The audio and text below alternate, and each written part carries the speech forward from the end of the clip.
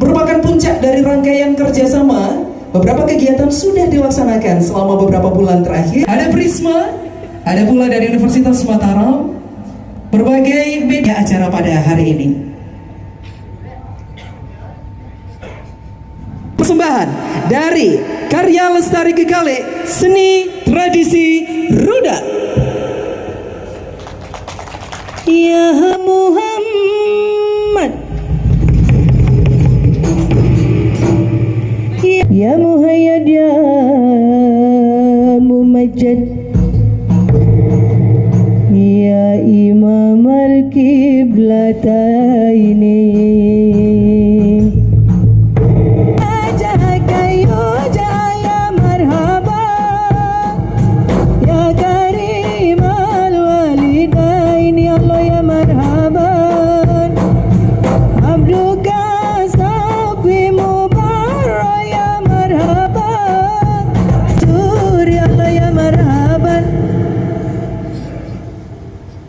Assalamualaikum ina amas metonjari. Assalamualaikum yang datang dari ki nyampean hajat. Tiang sasalah datang dari ki sanara aturan tiang sasalah samaaf elesi delahir batin tiang delahir batin. Assalamualaikum ina amasari yang datang dari nyampean hajat hadir tiang aturan samaaf elesi delahir batin.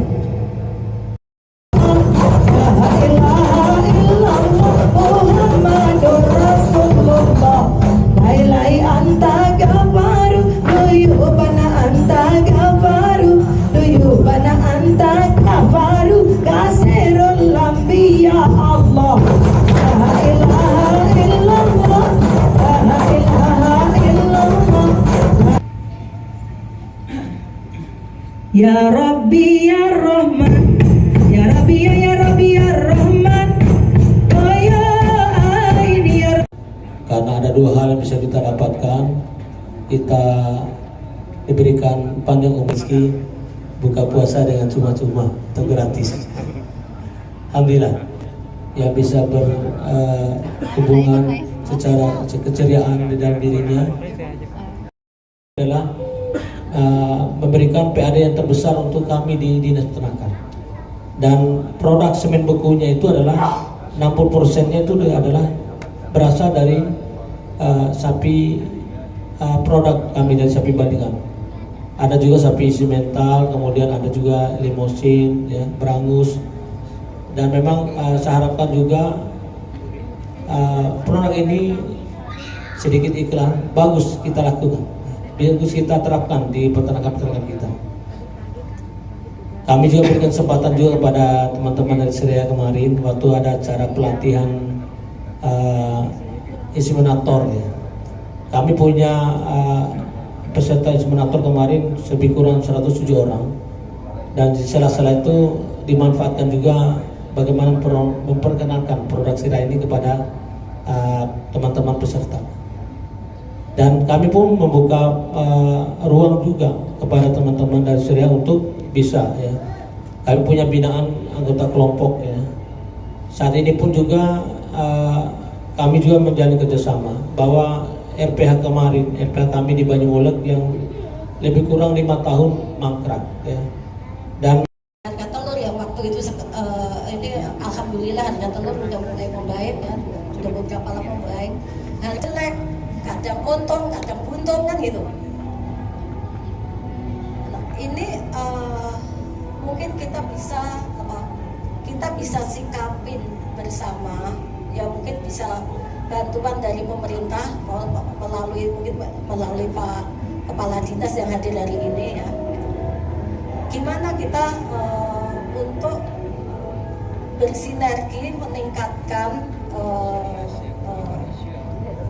kontinuitas peternak-peternak yang ada di NTB ini, gitu. UNW, tapi juga dengan Pemda kita menarik dari Pemda, artinya begitu dicoba produk dari PT Seria Sewu ini oleh Bapak dari BIP sudah bagus sekali. Jadi dari hasil tadi disebutkan bahwa semennya berkualitas, ya. Hasil semen yang banyak dan berkualitas. Yang saya hormati PT Seria Sewu Indonesia TBK.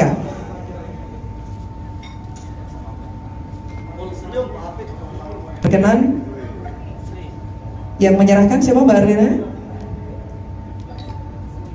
Managing Director PT Seria Sewu Indonesia TBK.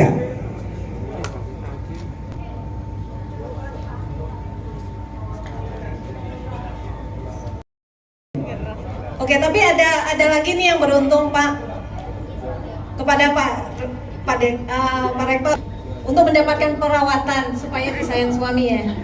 Perawatannya ada 2 voucher senilai masing-masing 500.000. Kenapa? Inilah orang-orang yang beruntung dan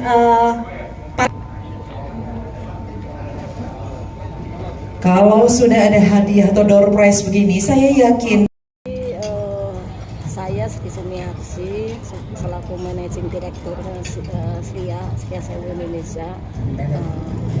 Saya lama sebelumnya saya sebagai CFO, baru berapa bulan ya sebagai Managing Director PT Seria Sewu. Kegiatan hari ini kita lakukan adalah mensikapin kebutuhan adanya peningkatan kebutuhan dari industri di sini, peternak khususnya peternak sapi, kemudian peternak ayam juga yang terus meningkat dari tahun ke tahun di Nusa Tenggara Barat ini. Nah, Seria akan menjadi bagian dari pertumbuhannya industri peternakan di Nusa Tenggara Barat ini. Jangan sampai ketinggalan dengan yang lain. Kita menjadi bagian dari peningkatan itu. Jadi makanya kita kumpulkan di sini semua stakeholder, baik pemerintahan, ada yang diwakili dari Pak Kepala Dinas Peternakan, kemudian akademika yang diwakili dengan Pak Rektor UNB, ya. Kemudian juga dari para pelanggan setia kami berkumpul bersama di sini. Kemudian dari Seria, kemudian juga ada kita punya konsultan Risma kan gitu. Itu adalah bersinergi gitu. Kita menyadari tidak bisa langsung ke peternak yang sampai jauh, kemudian peternak yang cukup banyak yang sampai tadi populasinya sapi aja sampai 160.000 ya Pak ya tadi ya, 160.000 ya kan.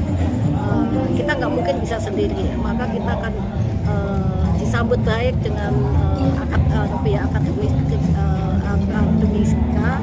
itu supaya bisa menjangkau ke semua lini. Nah, tentu itu kita tidak bisa jalan kalau tidak ada support dari pemerintah sendiri yang akan mengkondisikan peternak.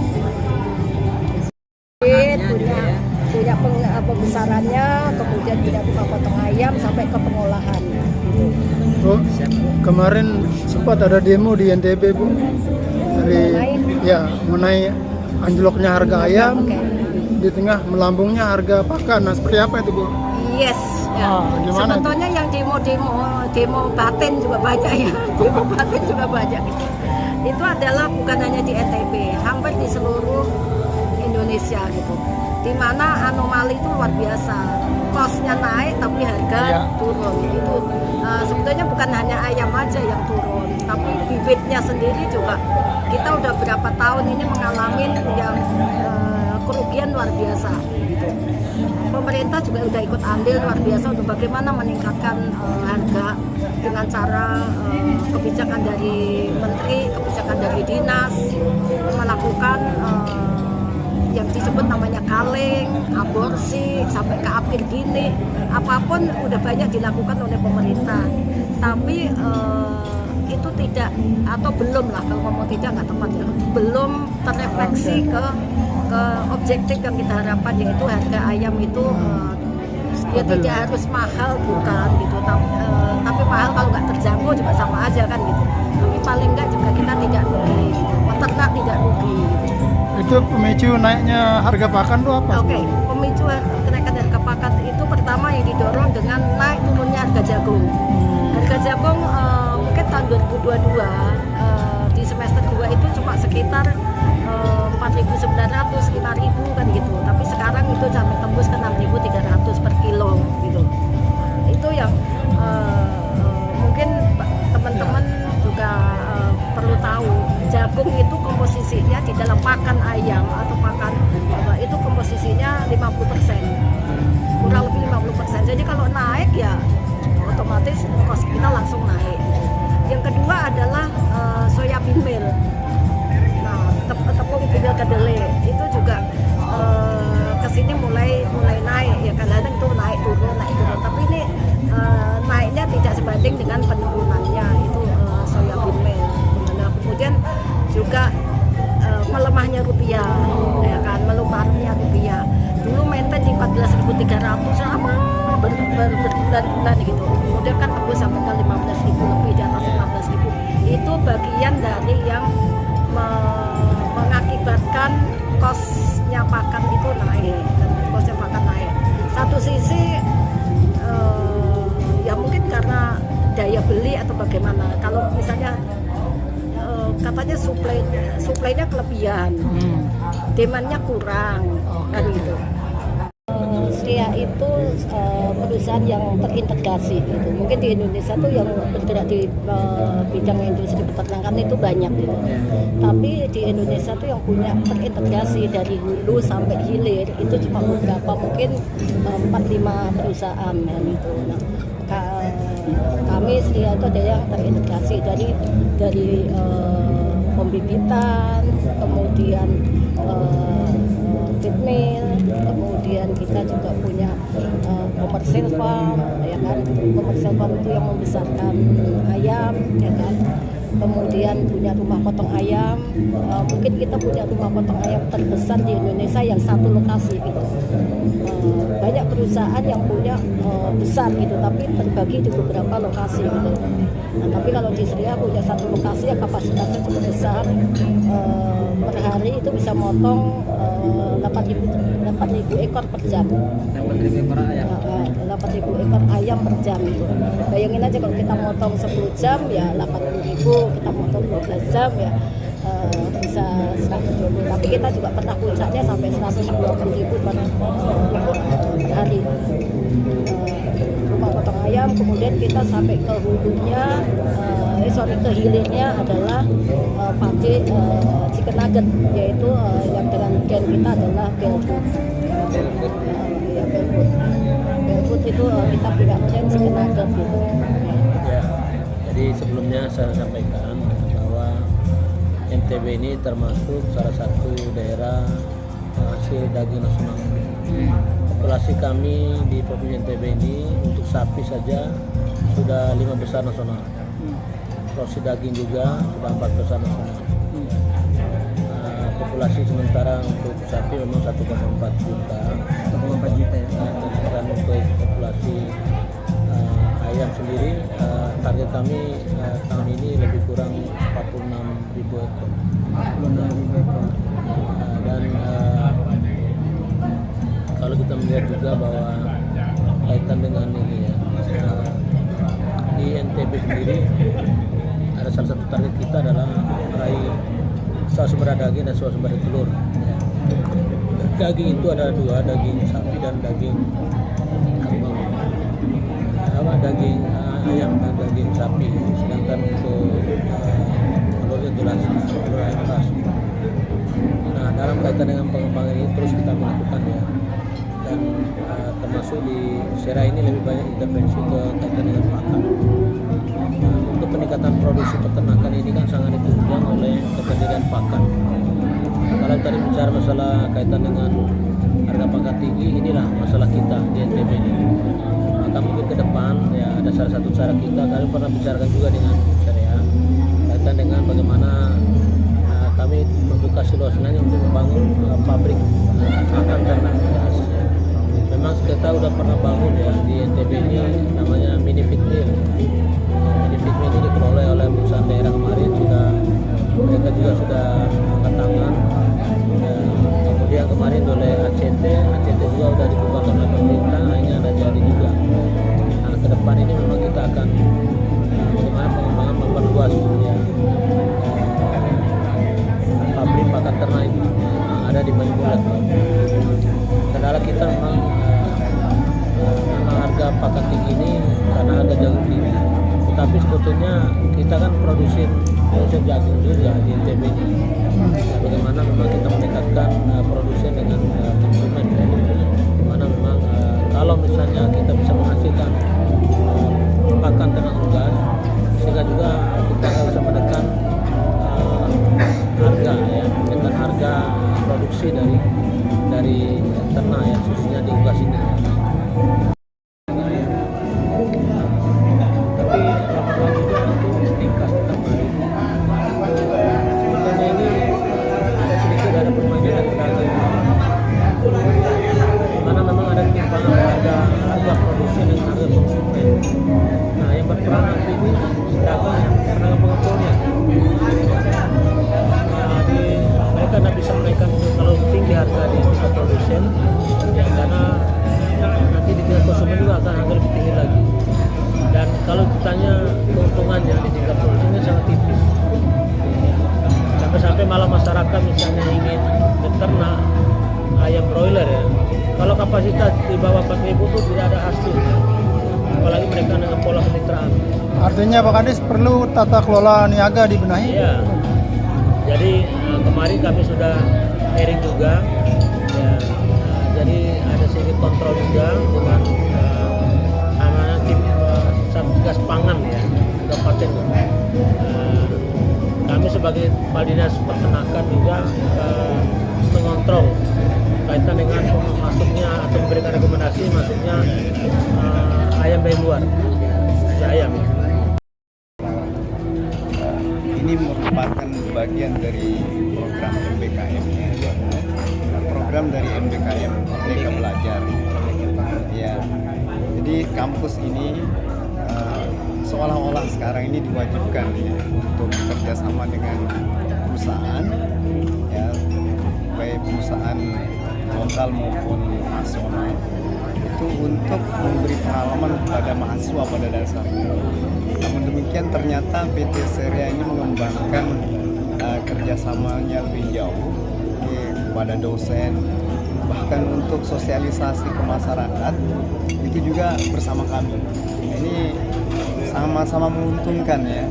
Kami juga mempunyai kewajiban untuk pengabdian masyarakat, membawa PT Seria ke masyarakat, memperkenalkannya juga, memberi keuntungan bagi PT Seria dan memberi keuntungan kepada kami karena masyarakat lebih mengenal Universitas Manado Selatan. Saya rasa itu ya. Menguntungkan program ini juga sama-sama menguntungkan dari Seria dan Iya, tentu ya. mendorong industri peternakan juga. Mendorong industri peternakan di NTB, bahkan seperti yang saya ceritakan tadi kan. Ya. Mungkin hasil riset dari teman-teman ini bisa dimanfaatkan nanti oleh PT Seria. Bahkan kami juga punya hasil pakan hasil riset berupa pakan. Mungkin di situ nanti PT Seria bisa ngambil sampelnya kemudian dikembangkan kan. Ya. Sudah diberi label? Ya, Sudah diberi. Ada yang kami beli label 1, ada yang belum. Ini pengembangan dari limbah tebu itu. Oh, Limbah tebu. Iya. Limbah tebu dibuat jadi pakan. Iya. Itu sudah ada hasil risetnya, tapi belum kita untuk pakan kambing, pakan sapi, terutama sapi. Iya, bisa. Sudah dikembangkan. Iya. Jadi sangat pas dengan Merdeka Belajar itu. Iya, betul. Pas kan. Siap. Ya. Sisi boleh minta kontak kepada itu. Bahan ya, atau formula dari pakan itu berasal dari luar negeri. kita tarik dulu ya sebelum layarnya turun ya. Baunya mana? Ini dia, Mbak Erlina sudah. Iya, paket B.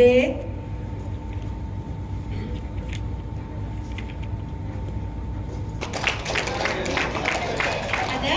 Oh, oke. Tunggu ya, Mbak ya. Gitu ya. Baiklah, berharap Berikutnya berikutnya. ibu-ibu ya ini, atau gadis nih.